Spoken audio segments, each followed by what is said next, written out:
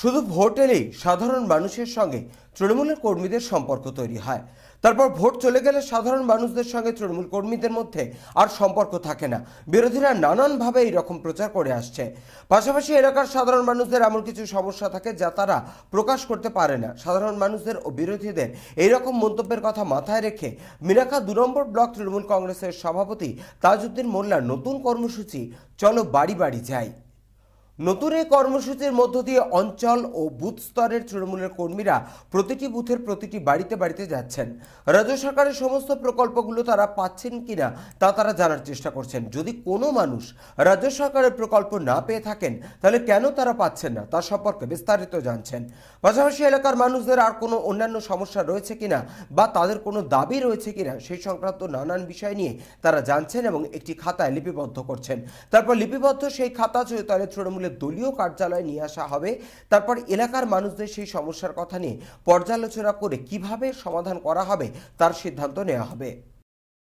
চিন্তা ভাবনা করলাম যে আগামী সামনে আমাদের লোকসভা ভোট, সেই পরিপ্রেক্ষিতে আমি আমাদের অঞ্চলের মেম্বারদের, বুথ সভাপতি এবং দলের কর্মীদের নিয়ে আমি তৃণমূলী পার্টি অফিসে আমি সবাইকে ডেকে আমি বলেছিলাম যে আগামী লোকসভায় আমাদের প্রত্যেকটা বুথ সভাপতি, মেম্বার এবং দলের কর্মীরা মানুষই বাড়ি বাড়ি যেতে হবে।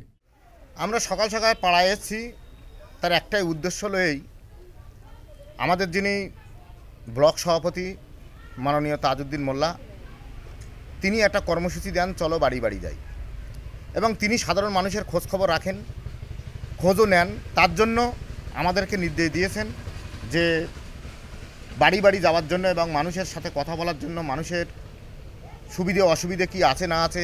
মমতা ব্যানার্জি যে পরিকল্পনা এগুলো দিচ্ছে সাধারণ মানুষের কল্যাণের জন্য, যেসব প্রকল্পগুলো মমতা ব্যানার্জি দিচ্ছে সেগুলো তারা ঠিকঠাক পাচ্ছে কি না, যারা পাচ্ছে না তাদেরকে ঠিক করে দেওয়ার জন্য, যাতে তারা পায়, এই জন্য আজ আমরা বাড়ি বাড়ি এসে পরিদর্শন করে আমরা খোঁজখবর নিচ্ছি এবং যাদের আছে আমরা সেগুলো তাদের লিপিবদ্ধ করছি খাতায়।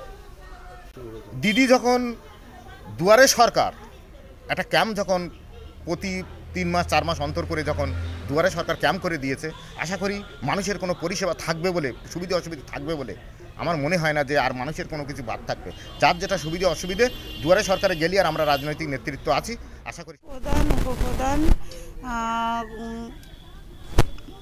এসে জিজ্ঞাসা করছে আমরা কোনো সরকারি কিছু পাচ্ছি কি না, সুযোগ সুবিধা দিদির থেকে আমরা লক্ষ্মী ভাণ্ডার, তা তোমার বেকার ভাতা, যেগুলো সুযোগ সুবিধা আমরা পাচ্ছি তার জন্য আমরা দিদিকে চাই।